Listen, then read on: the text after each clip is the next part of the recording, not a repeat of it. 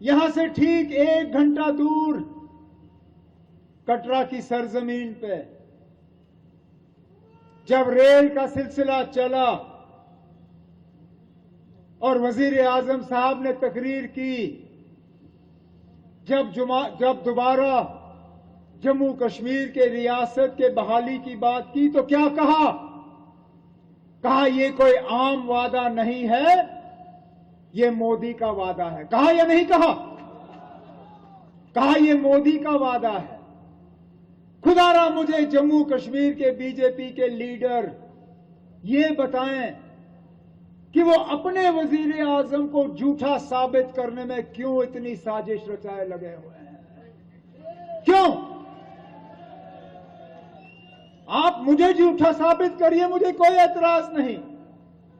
आप फारूक अब्दुल्ला साहब को झूठा साबित करने की कोशिश करिए, मुझे कोई एतराज नहीं। आप मेरे सुरेंद्र चौधरी साहब को, जावेद राणा साहब को, सतीश को, अजय सदोत्रा साहब को, रतनलाल गुप्ता साहब को, यहां जितने मेरे ऑनरेबल एमएलए साथी बैठे हुए हैं, इनको झूठा साबित करना चाहते हो, हमें कोई एतराज नहीं होगा। लेकिन वजीर आजम साहब को आज आप झूठा साबित करने की कोशिश कर रहे हो, यह बात मेरी समझ में नहीं आता। आखिरकार अगर वजीर आजम साहब ने कहा यह मोदी का वादा है,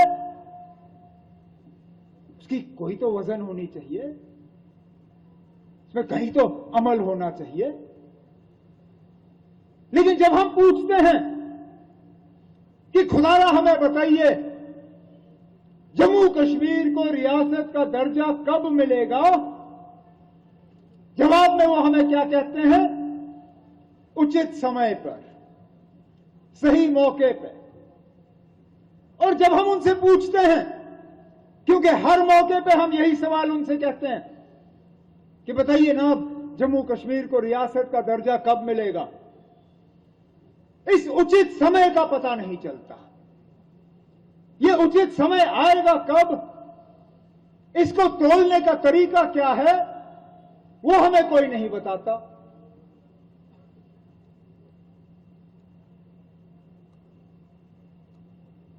या तो उनको खुद नहीं पता कि उचित समय कब आएगा, या वो इस बात के इंतजार में है कि उचित समय तब होगा जब यहां बीजेपी की हुकूमत बनेगी। अगर यही उचित समय है तो खुदारा यहां इस पार्क में एक इसी तरह जनसभा को वो जो है एड्रेस करें, एक जलसा रखें और उसमें खुलेआम जम्मू कश्मीर के लोगों से कहें कि जब तक जम्मू कश्मीर में बीजेपी का मुख्यमंत्री नहीं बनता तब तक हम आपको रियासत का दर्जा वापस नहीं देंगे। ठीक है, फिर जम्मू कश्मीर के लोगों तक है कि क्या वो इन लोगों को हुकूमत करने की इजाजत देंगे या नहीं। लेकिन क्योंकि जम्मू कश्मीर के लोगों ने उनकी हुकूमत नहीं बनाई, आज रियासत का इस्तेमाल किया जा रहा है लोगों को सजा देने के लिए। क्या यही जमहूरियत है कि आप रियासत एक लालच के तौर पे इस्तेमाल करो? सुप्रीम कोर्ट में आपने क्यों नहीं कहा कि हम लालच देंगे लोगों को स्टेटहुड का? सुप्रीम कोर्ट में तो आपने कहा कि 3 चीजें होंगी, पहले डिलिमिटेशन होगा, फिर इलेक्शन होगा, फिर स्टेटहुड होगा। डिलिमिटेशन आपने किया, कैसे किया? वैसे किया, गैर आईनी तौर किया।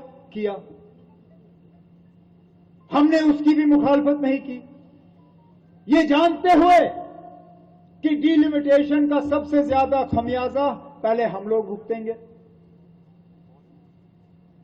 डिलिमिटेशन का मकसद ही यही होगा कि किस तरह बीजेपी और उनके दोस्तों की मदद की जा सकती है।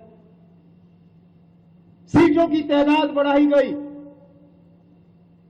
जम्मू कश्मीर में 7 नई सीटें बनी,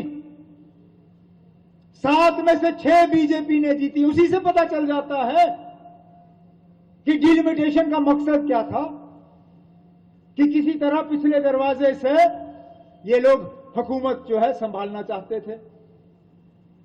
डिलिमिटेशन का इनको फायदा नहीं हुआ। इलेक्शन आए, इन्होंने ए टीम, बी टीम, सी टीम, डी टीम सबको लाया। जिस जिस जमात को ये तोड़ सकते थे तोड़ा। आज ये बीजेपी वाले कहते हैं हम तो नेशनल कॉन्फ्रेंस के खिलाफ कोई साजिश नहीं कर रहे। अरे ना, आपकी बात पे यकीन कौन करेगा? आप तो साजिश करते हुए थकते नहीं हो, आप जमात को तोड़ते हुए थकते नहीं हो। इस मुल्क के किस कोने में आपने जमातों को नहीं तोड़ा? हम किस मुंह से, आप किस मुंह से कहोगे कि झूठ हम बोल रहे हैं? देखिए महाराष्ट्र का हाल क्या किया आपने शरद पवार साहब और उद्धव ठाकरे साहब की पार्टियों को।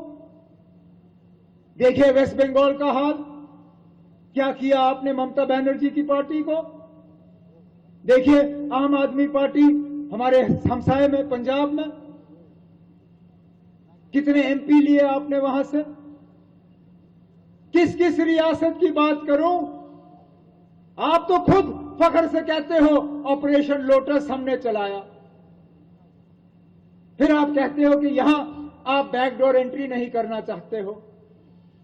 हमारे ऊपर इल्जाम लगता है कि हम बैकडोर करते हैं, लेकिन असली बैकडोर वाले जो हैं वो सिर्फ और सिर्फ बीजेपी वाले हैं, क्योंकि हुकूमत संभालने के लिए उनको सिर्फ बैकडोर नजर आता है।